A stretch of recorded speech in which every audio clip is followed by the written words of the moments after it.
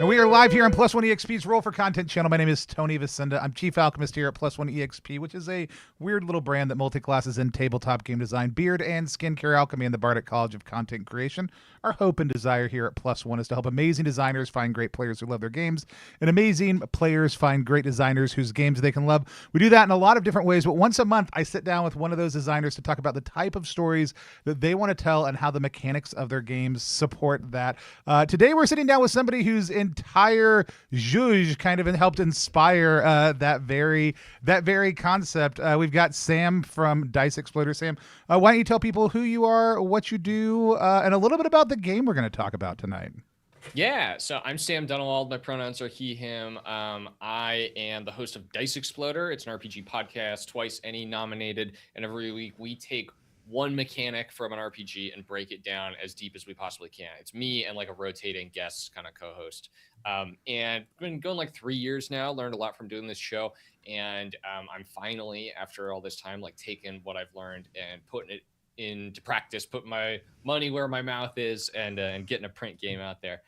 So this first one that I'm doing is called Band-Aids and Bullet Holes. It's on Kickstarter right now. We're a couple of days in. We're really close to funding, actually. So people should go check it out. Maybe we'll get that last $1,500 live on stream tonight. We just need one $1,500 backer to go over call there my and make it dad. happen. You know, let's go.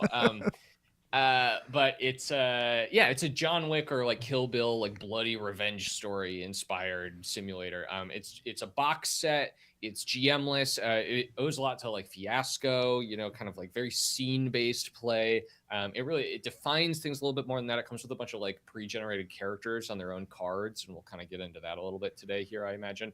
But I think the vibe of, I haven't used this pitch before, but it feels to me like a mashup between like Kill Bill and Super Smash Bros. Okay, kind of I like it. Like feeling it, you know. But yeah, that's kind of the game. It's really easy. Plays in like 2 hours. Done a bunch of APs of it too, so people can check that out too on the Kickstarter page if they're interested. Yeah, we're gonna have you back here on the 15th to play also too, if I recall correctly. Yeah, that Too. sounds great to me. So I'm super excited to get to the table, but excited to kind of dive in tonight also too. We were talking a little bit before we went live. I have seen Kill Bill, but just the first volume, even though the second volume has been on in my house, and I was just busy doing something when it was happening.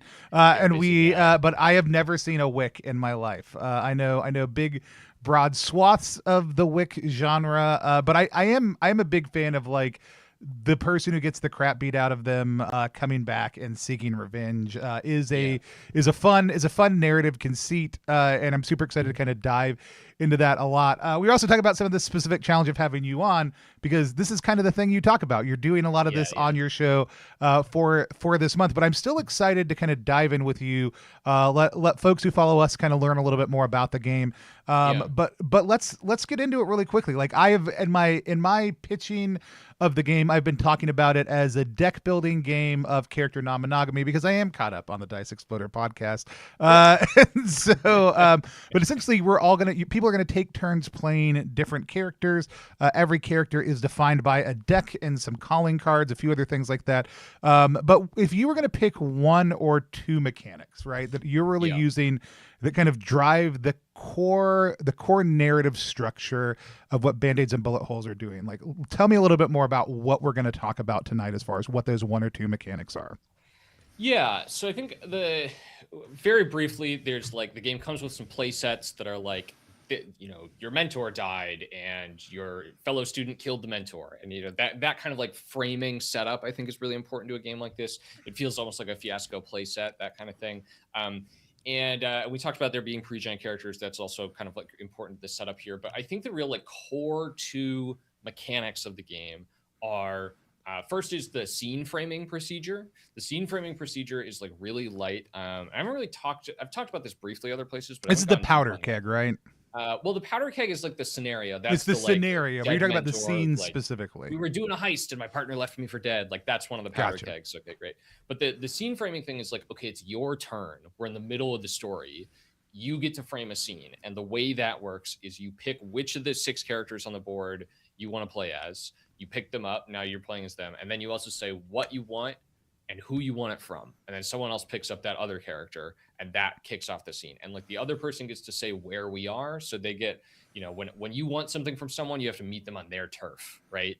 And then anyone who's not one of those two main characters at the table gets to play as the city, which is like the kind of Greek chorus co-GM kind of role at the table, like add details and stuff.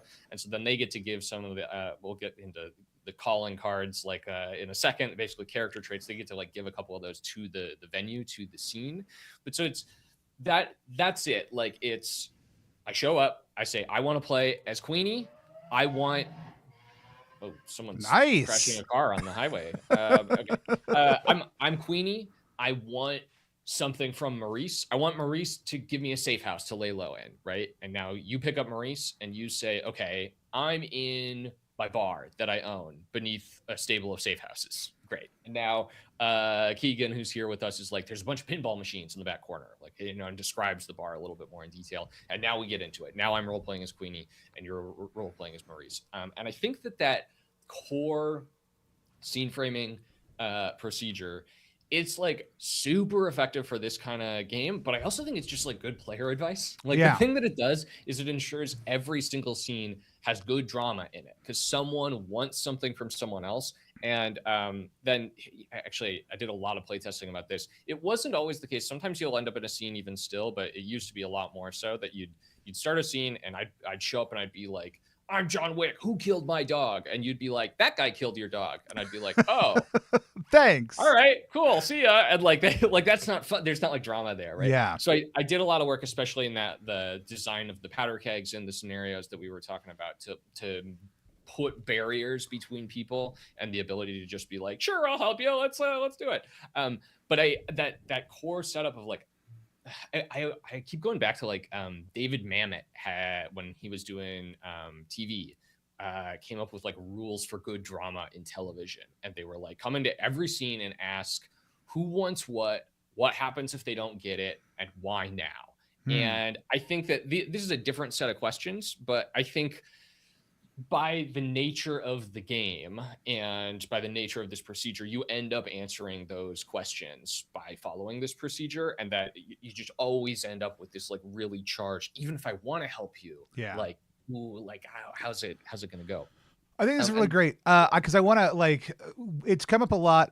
We were playing Heaven in the Dust on stream a little while ago. Like for a lot of GMless games, this is I think what stymies a lot of players out, right? Like people will yeah, talk about like, oh, why are GMless games hard or easy? And for a lot of people who have never played an RPG before, GMless games actually seem really easy to that group. For people who have set expectations and come in expecting someone to lead or facilitate them through, this is oftentimes a stumbling block. But when we were yeah, playing, when Luke was running Heaven in the Dust, and we were just doing character creation, doing the setup, right, doing the first part of play, Luke is immediately, and this is in the text of the book, like Luke is a great writer in addition to being a great games facilitator, just started pulling out, oh, we've got a Poseidon and Zeus character who are, because it's all Greek gods in the Dust Bowl, like here are the things they've each stated they want based on what they've selected in their playbook. Like here are some ideas for how those things might, like immediately is weaving out a little narrative structures, little scenes. And in the book, ideally, like everybody does that because we're on stream. Luke is just helping with it and then kind of naming like just little beats we can have. And then as soon as we started play, we're like, cool, here's a list of like 6 to 8 scenes that we're yeah, immediately ready to jump into. And you're kind of taking totally. that and saying, like, here is a structure for that. Like, here's a little bit more of a dialed in structure for this type of narrative specifically. You mentioned the format that Mammoth has, but you said this is a little bit different than that. This Yeah. is asking different questions. So take me to some of the questions that you're asking in this setup. Yeah, well, yeah. So I laid them out, but let's get into them in detail, right? It's who do you want to play as? That's just like a practical decision, right? Like that's like who's going to be your PC for this scene, Yeah. and like who is the group interested in like following up on, right? Like oftentimes you'll end up in a situation where my terms for every playset has a bloodhound who has been wronged. This is your John Wick. This is your The Bride in or in Kill Bill, like someone who wants revenge, and then you've got a bastard who fucked up the bloodhound's life Yeah. somehow, right? And so we want revenge on the bastard. And so oftentimes you like come in on the first scene and it's like we're gonna check in with the bloodhound because they're the driving force of like what's going on here. And then someone will be like, okay, but like this character looks interesting over here, and like a scene that we just had sort of like set them off on a path. I want to play as them, or oh, we haven't heard from the bastard in a while. I want to play as them, and people just like naturally. This is something I've also noticed. This game, and I think a lot of games are really like designed to be placed on the back of people's genre expectations that they're like coming into play with, or even less like genre expectations, but just sort of like innate understanding of storytelling, Mm-hmm. right? Like we already kind of covered this, that like sometimes you can just feel that like when John Wick shows up at the bar and it's like, who killed my dog? And that guy killed your dog. That's just like everyone knows that's not what happens, right? Right. Everyone has that sort of familiarity with storytelling in them. In the same way, I think people often sort of feel naturally who's the next character we need to do a scene with. So that's the first question, very basic. The next question, what do they want?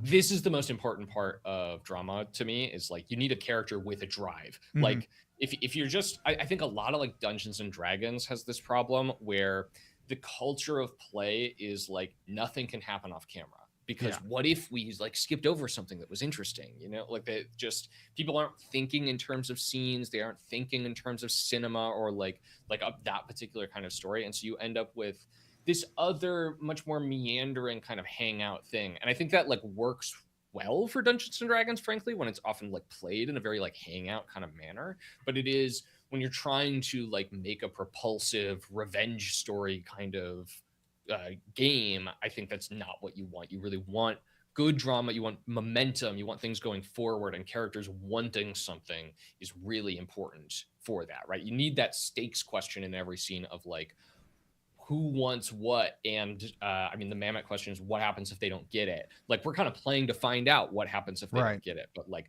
what is it going to cost them, like what it, there's all this tension inherently in what do you want, and then who do they want it from, right? And that the who do they want it from like brings that tension into it, right? Because if what I want is to go find Barf, but I can just like walk down to the bar and find Barf, like Mm-hmm. there's no tension in that, right? Like when I want to find Barf and Barf doesn't want to be found, Now there's like Barf is the name of a character in the game, by the way. My default like go-to character.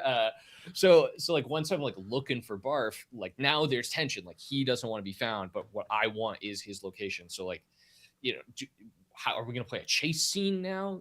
Or am I gonna like go to Maurice and like ask Maurice where Barf is and like anything like that. Once you bring a relationship into it, naturally there are stakes. The stakes are how is this relationship?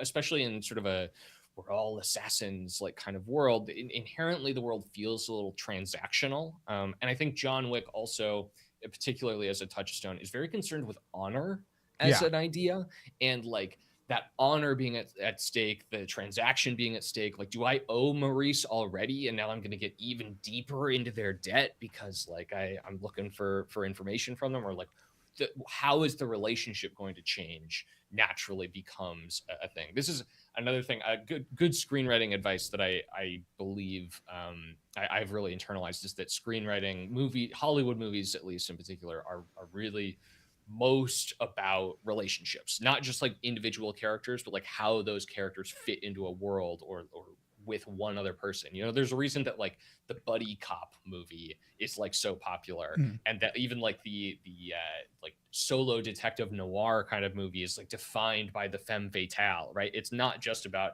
Sam Spade, it's about like whoever he's investigating, and what is their dynamic going to be, chemistry, that kind of thing. So I think like establishing all of that, there's so many different ways to play all of that. Again, that's just like all what I just said is the basis of what I think of as good traditional American drama. Right. And I think these questions really establish all that. Well, and I think it's like, so you talked about like people's kind of intuitive sense of story, but we've also talked about some of the challenges that people come into play with, right? Like they're used to playing characters that don't have that drive, that are responding to something more immediate. Like, so I'm curious in playtesting, because you have had, like, you've been developing this game for a while. Yeah. Like, obviously there's a sense of like those questions driving things forward. Have you had tables that are like you're seeing somebody who really kind of needs to hone that ability, or who's struggling even with the question in front of them with making like a strong, dedicated choice? Yeah. I have seen some of that. I did a lot of playtesting of this game, specifically at I'm in Burbank, California. Geeky Tees is this big game store. It's a great game store. Shout in out to town. Darby. And, yeah, every other week they they carry a lot of your games. Every other week they have a one shots meetup on Monday nights, and I go there a lot. I really love the community there, and I playtested the heck out of this game there.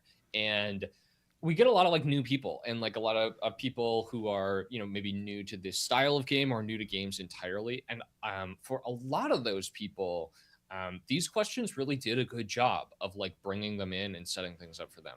But for a couple of those new people, whether it was just sort of struggling with the medium and like what am I allowed to do exactly like in this kind of shared storytelling experience generally, or whether it was not quite understanding the genre, sometimes you get people who are just sort of feeling out, wait, am I really allowed to do this?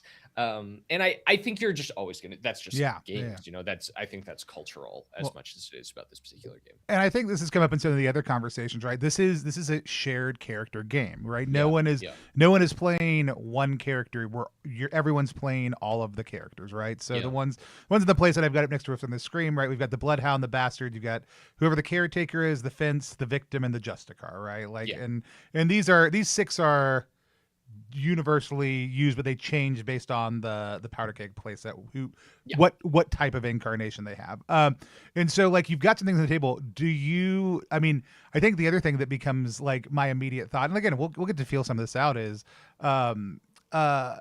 like, do you see that change from like scene 1 to scene 2? Like after people have picked a character, does it create a secondary set of questions where people are like, oh, so and so just played them, maybe they have an idea, do I need to ask permission? Like those conversations at table. It's really interesting. I did this I had this tiny little thing. I haven't talked about this anywhere. In the setup for this game, you are sort of going around and you like you said, you listed those 6 roles in the powder keg, right? The Bloodhound, the Bastard, the Justicar, everyone else.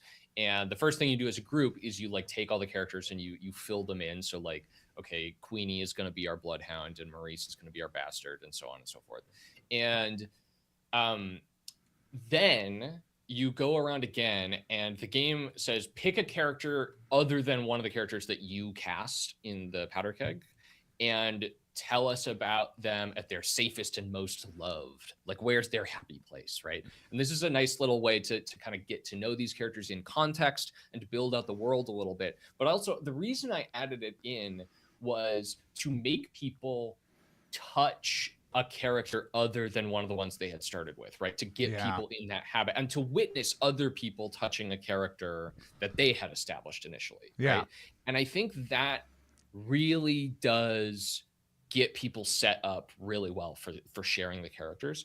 Often a thing, to answer more directly your question, often a thing I will see in playing is like, okay, maybe I'm playing Queenie, and then next time we get to a scene where like obviously Queenie needs to be in the scene, people will turn to me and be like, do you want to play Queenie again? And then I will be like, no, Tony, I'd love to see your Queenie. Do you Yeah. want to? You haven't gotten to go in a while. Do you want to play Queenie? That like people really intuitively, and this is like really pretty universal with the groups that I've played with. People are really excited to watch someone else play a character that they played last That's time. cool. And occasionally you get exceptions to that. I had one person who sat down at a table and identified one character and was like, "Oh, that's going to be my character," and picked them up immediately. I did this like really thick accent that no one else was going to be able to mimic, and no one said anything explicitly, but it really everyone kind of felt like, okay, they're claiming that character, and we'll let up, because Yeah. that's the game. Like totally works fine if you're not doing the character sharing non-monogamy thing. And sometimes like I did an AP on Third Floor Wars yesterday, In the and chat, good to see y'all. yeah.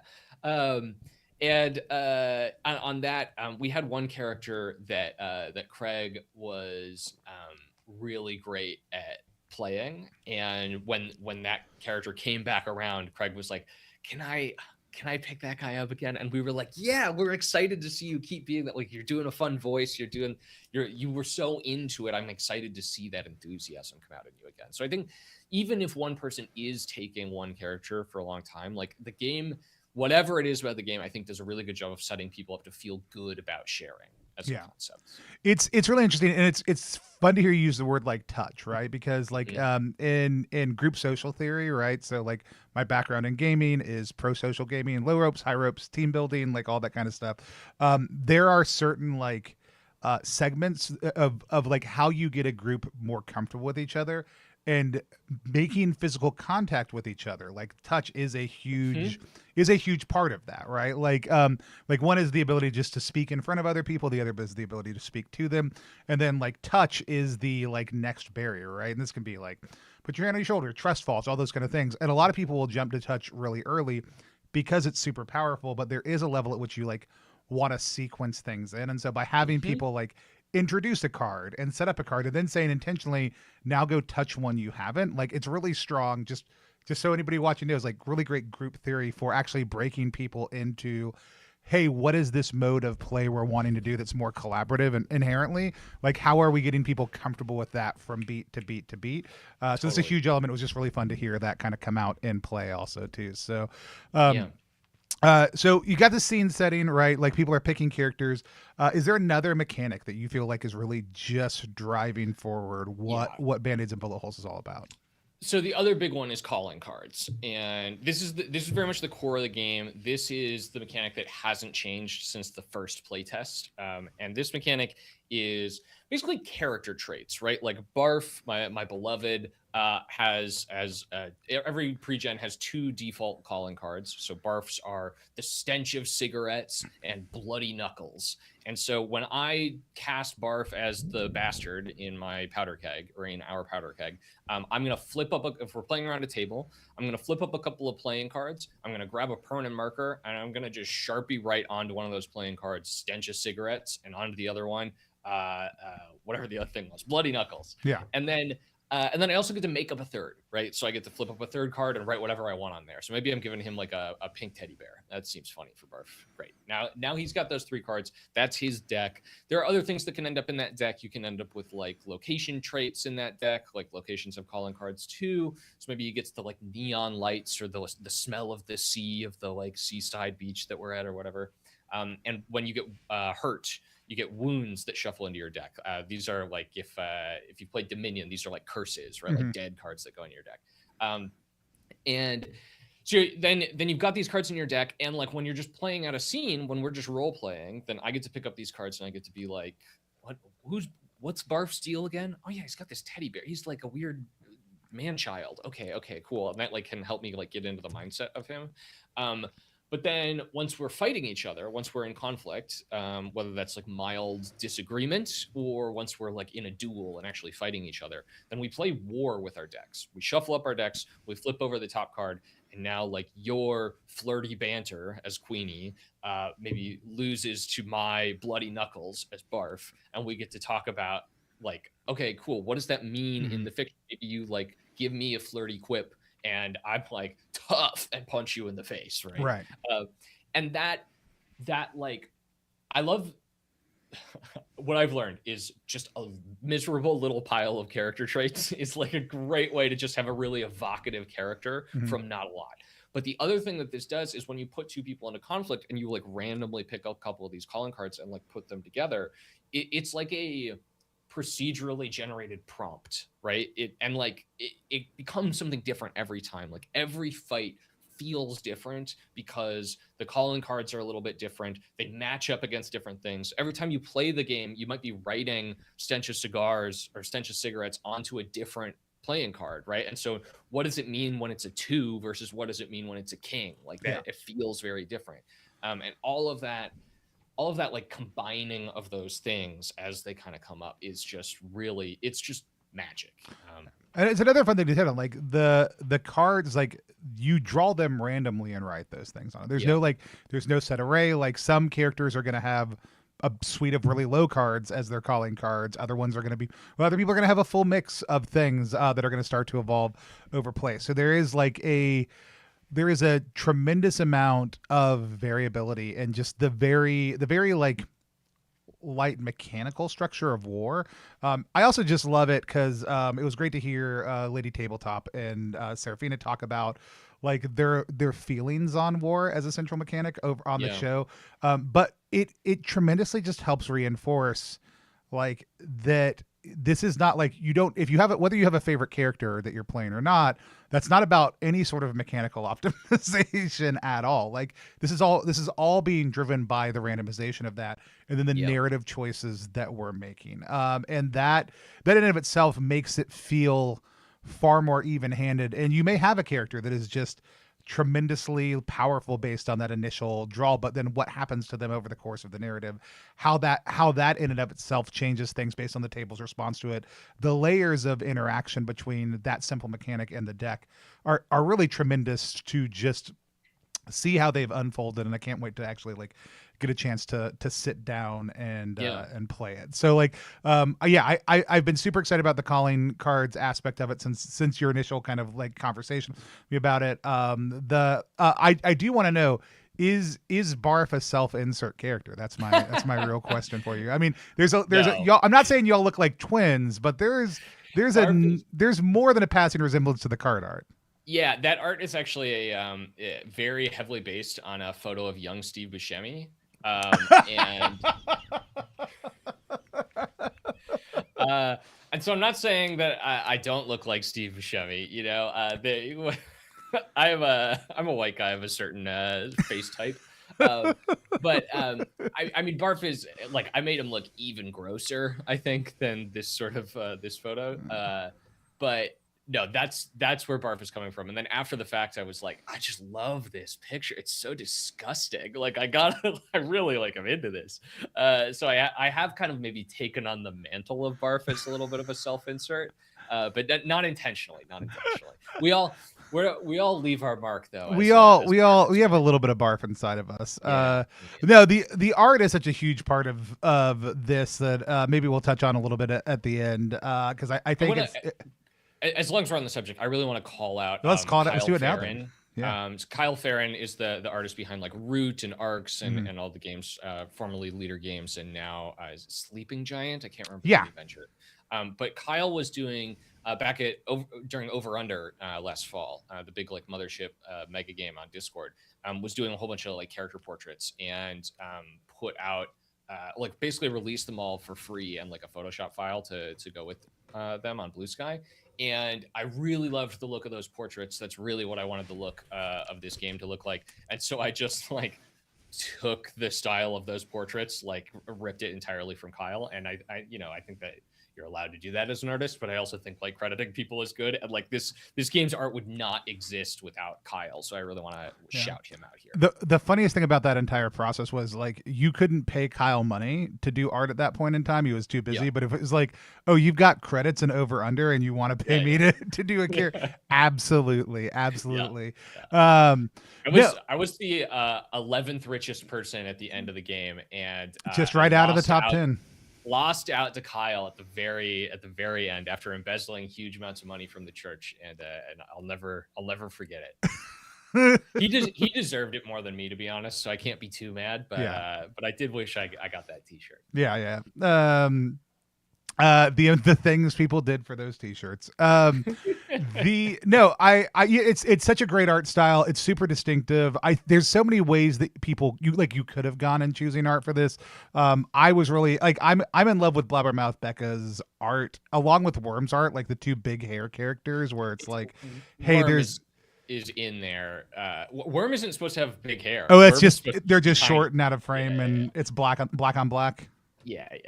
Worm has a little like tuft of like Calvin and Hobbes hair kind of going on, I think. But yeah, Worm is almost always included when I play the game. It was really interesting actually when I added art to the game. This is one of the you warned me of your questions in advance, and art was something I was going to maybe bring up later. But like I like play tested the art in this game in certain ways, and before the art got added, like a very different set of characters were the like fan favorites, and then once the art got added, like Billiam really fell away. Like most people don't. Billiam makes only rare appearances now, whereas Worm is like always around. Always in there. Like always one of those 6 people is Worm because they just can't get enough of that art. Yeah.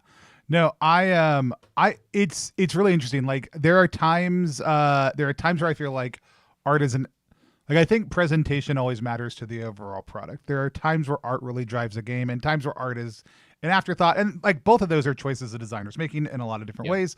But like in this one, it feels like it's driving a very different feeling to the game than if you had gone with more of a like, oh, we're just doing like dark, gritty, neon nights, like in a city with like shadow, like, just shadowy back cutouts of people that you can't see other than the fact that they're punching or stabbing each other. Right. Like that's an option for this game. And it ends up feeling tonally very different from that, which is immediately going to cause people to do things a little bit differently. Well, that's what I want to hop to now. Like those are the core things of the game. I'm super excited to sit down and play it. But like I said, for you, this is a different type of interview because you're somebody who gets a chance to talk about your design and other people's design a whole lot. The two things I want to kind of dive into with you next. The first one is like, what's the negative spaces in this game? Like, what are the things you intentionally left unsaid or undesigned, or those spaces you chose not to go into?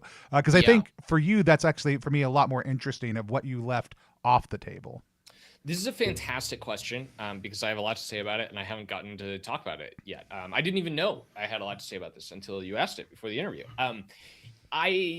The big answer here is that I tried having like a bunch of PBTA style moves that you would bust out in the middle of scenes in this game. And one by one, I just gradually stripped them all out and let people just kind of more freeform roleplay.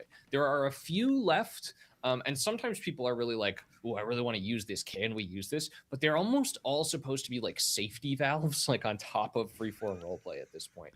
And I think this really evolved out of a couple of years ago. I made friends with a person. We basically started like a 2-person group and like would meet online once a week and, play our 90 minutes of some game.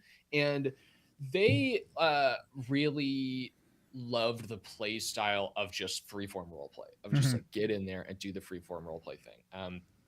And this was right around the time I was starting design on Band-Aids and Bullet Holes. And, I also like when I was first coming up on story games like 15 years ago or whatever, Fiasco was this huge influence on me, right? And I think Fiasco does this really similar thing where you do a ton of like framework, like setup, like a container around getting you to freeform role play, so that when you get to the primary part of the game, what we think of as the meat of the game, it feels easy to just Mm-hmm. do the freeform role play, right?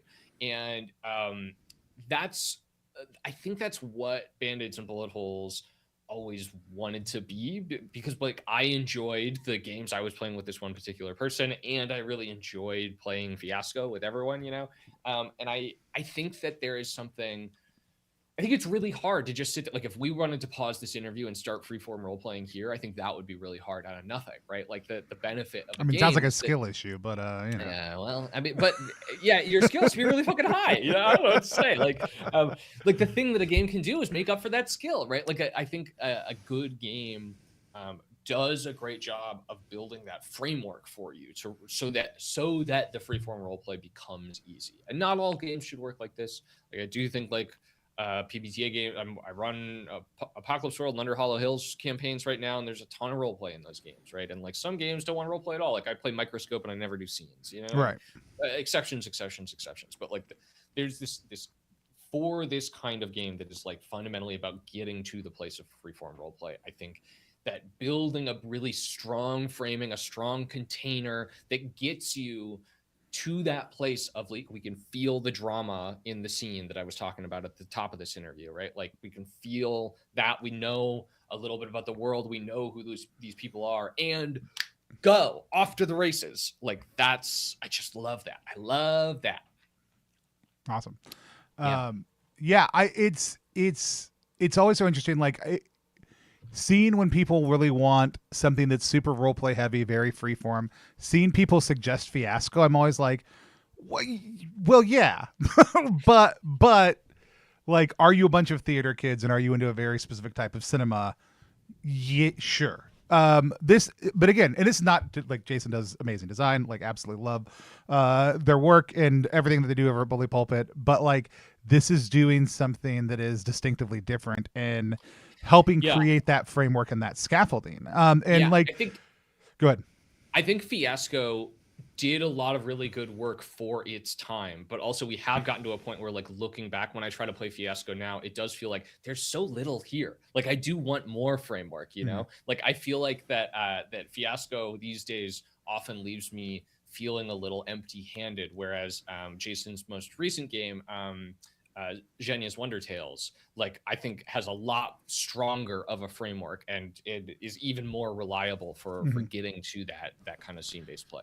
Well, and it's really interesting. Like this comes up a lot in like OSR or rules like games conversations also too, of like what's the amount of scaffolding you want to give? Like what are the assumptions you want to make that people already know about the text? Like all these other things. And like I'm sure there's a reflection on society, like the devolvement into like continuing doing exposition repeatedly on TV shows because we know that people are watching a second screen. Like that's there's probably a level at which it is like, hey, we need to be more explicit about whatever. But I also just think like, generally speaking, I'm reading through one of the few physical copies of Stone Top in the U.S. right now.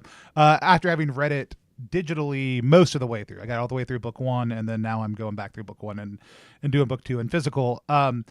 The amount of scaffolding that Jeremy does in that book is tremendous. Like, it is literally like, hey, if you've played PBTA games before, you're gonna read the playbooks, you're gonna look at the moves, you're gonna do the original setting process and an experience table or experienced GM. It's gonna be up and off to the races, knowing they have tons of support to draw from. If you've never played a PBTA game before and we're always afraid of like, hey, I don't know who to ask or where to look at for information, all the basic moves, which are incredibly like tersely written, all have like a 2 to 3 page explanation that goes further into what each one of them is. That's just like, cool, you don't know what this is? That's fine. Like that's literally fine. We want you to have that, like totally. There's a move for like what happens if you fall into a hornet's nest, like while running away from goblins, right? Like there are these small little beats that are just providing that support and that scaffolding. And it when we want people to have the type of freedom that Band-Aids and Bullet Holes is giving, right? Like then providing that scaffolding is essential. And the like draw maps, leave holes is great, But if you've never drawn, mapped, and left holes before, you actually don't know how to fill those in or what to do with those things. Yeah, and yeah. Figuring out the dial on how big of maps and how big of holes to leave is interesting. Yeah, or even how to have that conversation with the table. So like the type of scaffolding that this does, like the intentionality of those questions you were asking, like the calling cards, the type of guidance that's in there. I was even reading through your is it a troubleshooting section at the end? There's like an FAQ section at the end of the rules document. And there's like some of them are like it gives the one beat, like, like make the obvious choice. But then there's like 4 sentences explaining how to make an obvious choice that follow that. And it's that extra step of not assuming when I say make the obvious choice that you know what I mean, right? Or when I say like have a conversation as a table, that you know how to do that, especially in a situation where we've said everyone's the GM a little bit, right? Totally. And so giving those little beat tools to people to let them know, hey, if you've never done that before, that's fine. Like here is how we do it. It's great to see like more people making that choice. And as much as I love picking up a one-page thing where there's just plenty of empty space, my ability to do that massively comfortably comes from running games, especially games that leave intentional holes, for 2 decades, right? Like, and so like, that's not something I want for a new game runner who just wants to have a fun game night and is trying to get their friends to try an RPG for the first time. I want them to have everything they need at their fingertips. So it's really cool to kind of see that play out. Any other things that Guy kind of left off the table that you want to call out? I want to pick up on something you were talking about in there that maybe is related to answering your question too, of like, I think I want to compare Band-Aids and bullet holes and games like this to OSR kind of games, especially like really rules light ones, where I think often when we talk about like wanting to set people up for success, like build enough of a framework that they know how to play and that kind of thing, people in the story game side of things really default to thinking about that in terms of rules and procedures. And I think rules in particular, like PBTA moves, and it's a lot of those people, like, I think you get one step further on and you think about like, oh yeah, the like scene setting procedure that I'm talking about here. 10 years ago, a lot of people would have been like, I don't need a scene setting procedure. I'm just going to like do the next thing in the story or whatever. Yeah. But I think we're recognizing that kind of procedure is just as useful of a sort of tool of a rule to bring to the design. But I also think that like the fiction is this huge tool for it, right? And Band-Aids and Bullet Holes is making really liberal use of me establishing fiction so that you feel comfortable when you get in there, right? I do this with the powder kegs, with the setup, who's died, who's been wronged, who wants revenge. I do this with the characters, kind of what they're like, even if I give you a little room to kind of put your fingerprints on the characters and so forth. And like on the OSR side of things, you have these like really rules-like games that then assume you're going to pick up like a thick-ass module or, like at least like a zine, like enough of a module to establish a bunch of fiction so the GM knows what the heck to say when they sit down to play. And that stuff I think it's all part of the same umbrella of tools that we have available to do that, setting people up for success. And the portability of mechanics is great because here's the thing I immediately think about for like the scene setting here as you were talking about it is like, oh, that's great. Because people will know how to set scenes after they've played this game. Like if their story game doesn't provide that, they can go, oh, well, I can just do what Band-Aids and bullet holes do, right? Like, oh, I played Heaven and this. I can go do what Luke suggested in the like those types of tools and resources are great. And the more of them you have, the more you start doing. I mean, this is procedure, like this is procedurality in the OSR, right? Of like, oh, like I loved what this module did here, or my group never went down that thing and had that encounter, and now it just lives in the back of my head. And if I need something similar at a later date, like I can pull that forward, put it here. And sometimes those are pieces of fiction, sometimes they're procedures, sometimes they're processes for the actual meta nature, like structure of the play, and those are all like really amazing things to put into people's toolkit so that they know how to do that. That's a great point. That's something I'm really hoping to focus on next year with Dice Exploder. I really want to do a series on like player skills or like player techniques that you can use to like bring to like any game. Like here are some things that you can do to just try maybe make your experience a little bit better, or like shore up this kind of trouble in like kind of any game or this kind of game or whatever. But let me pitch that I would love to come talk about unscenes as a massively underutilized mechanic, like a table mechanic that people should pick up and drop into their game. Yeah, totally. So I before we move on to the next anything else you have to say about it, I actually am curious. What do you remember? What the last PBTA style move that didn't make the game that you cut was?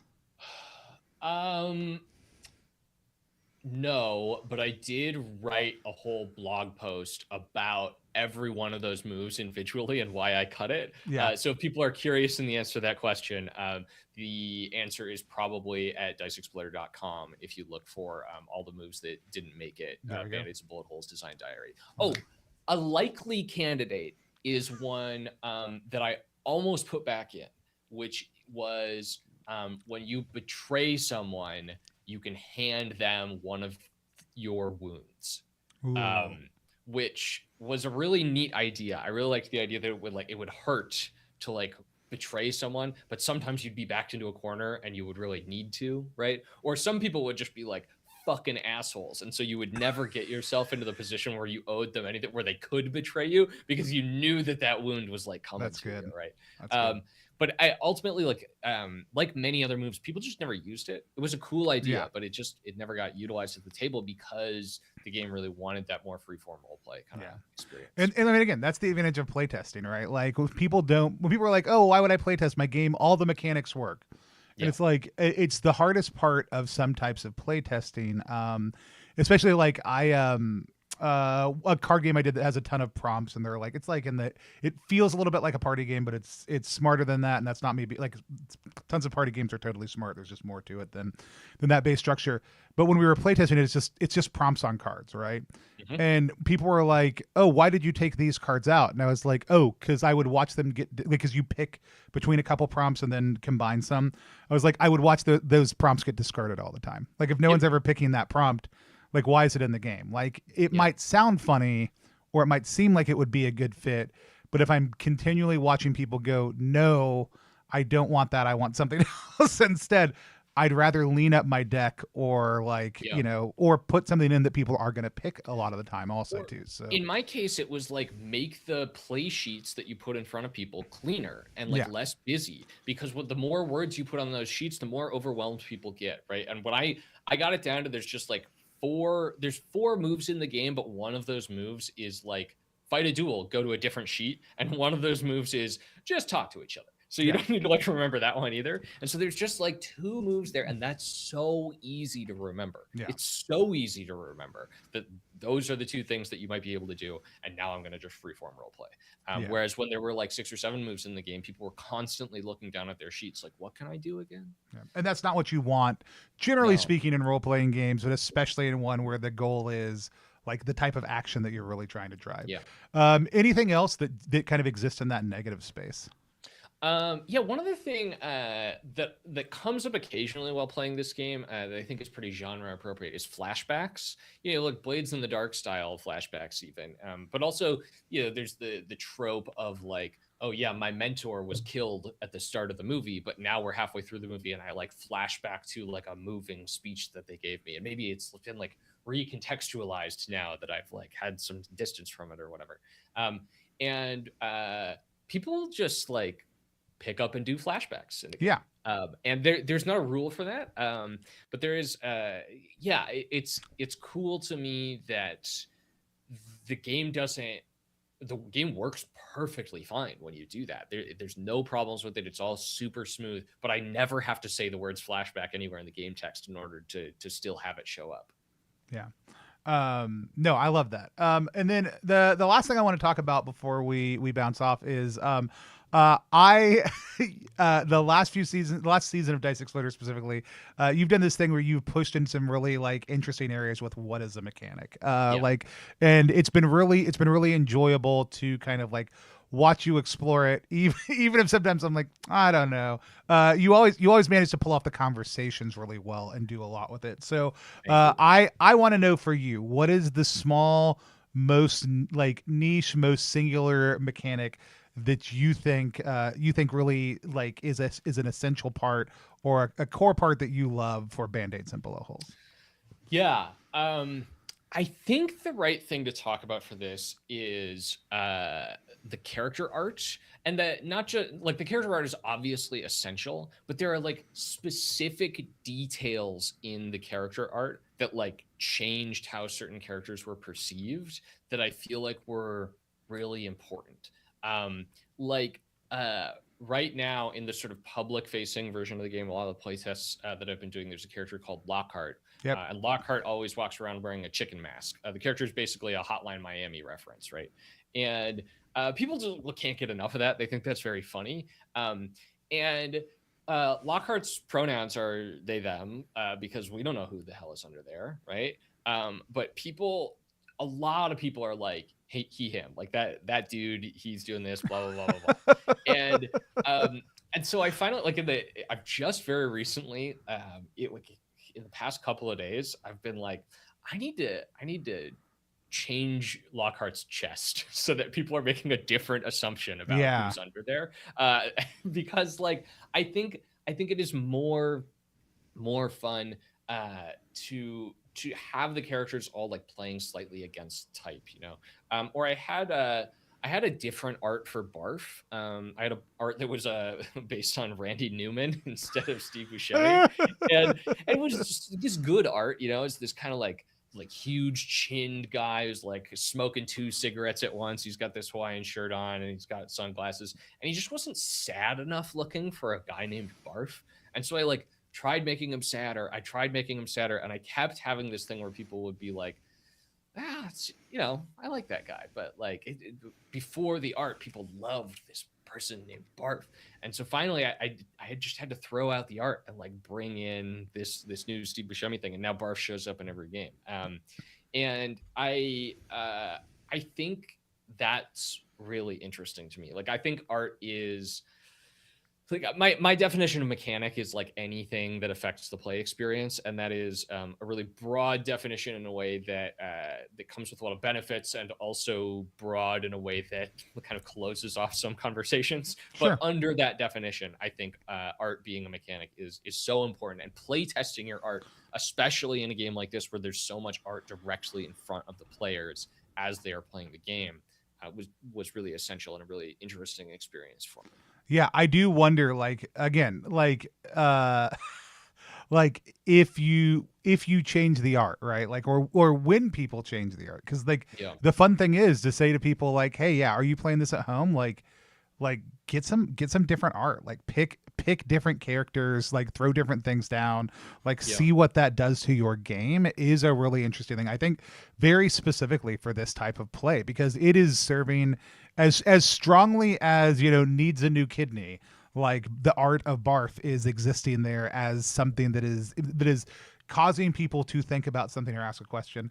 Like I was almost going to go as far as to be like, oh, the color red seems really important here. That would have been my, which I think is really interesting, that like for me, even without knowing what your answer was going to be, like the visual reality of the game is really a big part of what stood out to me as probably one of the most distinctive mechanics for it. So no, Yeah. I like I said, I'm really excited to see what happens as this hits more people's tables, as this gets out there a little bit more. It's funding right now, again, like we said, over on Kickstarter. There's a link down in the description. We're going to be playing it here on the 15th, so come back on over for that. Go check out the Third Floor Wars play of it from last night also too. Super excited to see it's out there, getting in front of people also too.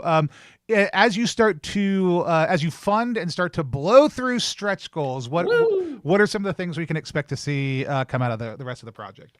No stretch goals. I don't want to do stretch goals. What, you're just doing a really good full complete game on its own? Incredible stuff, right? But I did do the equivalent of kind of getting stretch goals, and like got a bunch of contributors to bring. I just decided I wanted to do them all, regardless of what funding we got to. So let me talk through some of the contributors a little bit, because this is another big favorite part of the game for mine. I really like, so I described calling cards earlier, and there's this trick that I like to do where we sit down and Barf, instead of having a pink teddy bear, just has a cybernetic arm, right? And now we're like playing a cyberpunk game, and like we're playing Cyberpunk John Wick, right? Or you can give him like the Fairy King's true name, and now we're playing like an urban fantasy or like a Constantine like kind of situation, right? And so I brought in a bunch of people to write like different genre play sets of calling cards like that. So like John Harper is bringing in a bunch of vehicles, so you can do more of like a Fast and the Furious kind of thing. Caro Assertion is doing probably my favorite, is doing Toontown, like a Roger Rabbit kind of thing. Serafina Garcia Ramirez is Ramirez Garcia. Oh boy, that's gonna bite me. Sarah's doing a crossover with Triangle Agency, um, which I think will be really cool. I've actually written. I haven't said this anywhere publicly, and I haven't released this thing, but I've written a play set for Band-Aids and Bullet Holes. It's got like a powder keg and a custom characters and calling cards that's set in Blades in the Dark, Duskfall. And I think that there's like a lot of opportunity for that kind of stuff. Mikey Ham of Slug Blaster is doing like a neo Western, like Fargo or No Country for Old Men kind of thing. There's more on there too. Michael Elliott's doing the cyberpunk one.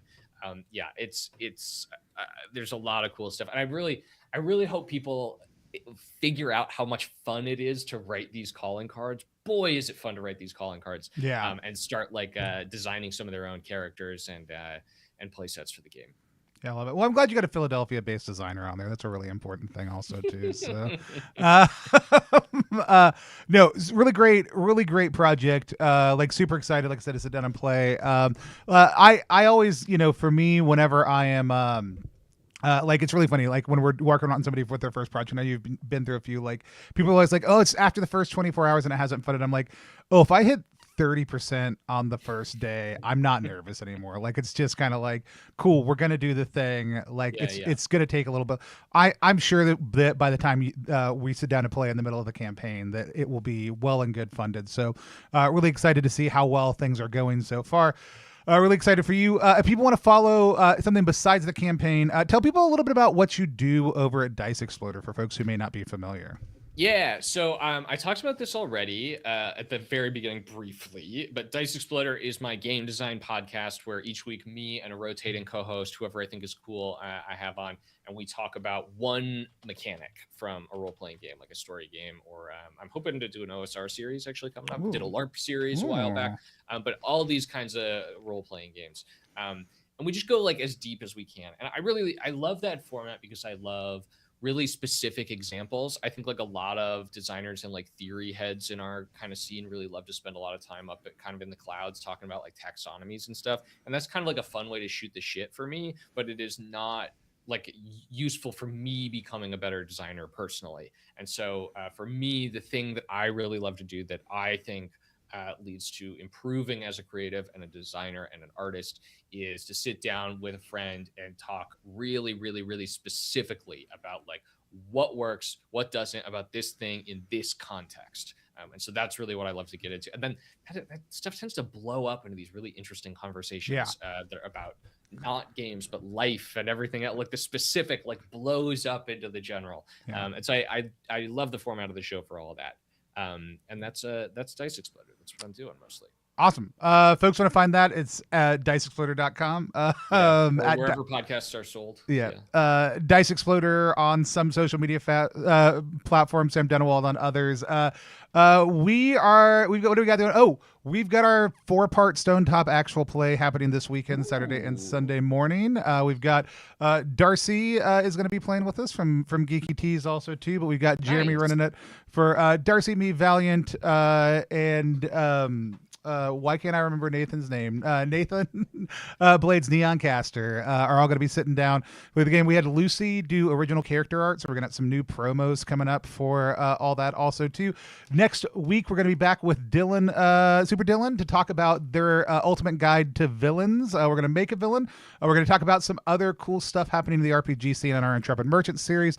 We'll have our next few episodes of Now You've Seen It, and we've got a bonus episode this month of Show Me Your Moves with Meg Baker coming on to talk about the Other Kind dice system that I'm super excited about. That's going to be on a Tuesday the 12th, so next Tuesday for that. And then we will have our normal end of month episode also too.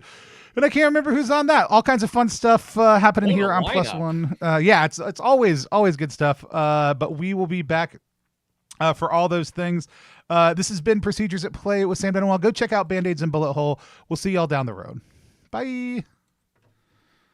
Still got to figure out okay, it went.